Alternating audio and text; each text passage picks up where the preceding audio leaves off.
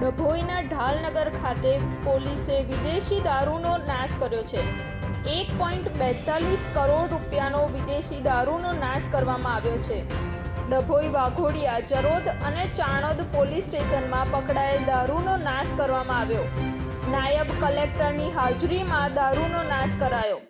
જરોદ અને વાઘોડિયા પોલીસ સ્ટેશનના વિદેશી દારૂના મુદ્દામાલનું નાશનું આયોજન ડભોઈ ખાતે રાખવામાં આવેલ હતું, જેમાં એસડીએમ સાહેબની આગેવાનીમાં આ 4 પોલીસ સ્ટેશનના આશરે 219 જેટલા ગુના, 84,000 જેટલી બોટલ અને 1,42,58,000 જેટલો મુદ્દામાલનો નાશ કરવામાં આવેલ છે।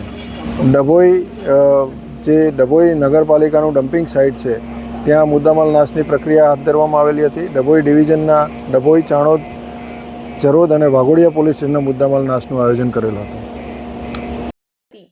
રિપોર્ટ વિકાસ ચતુર્વેદી સાથે સંજીવ રાજપૂત, TV9 ગુજરાત, ડભોઈ।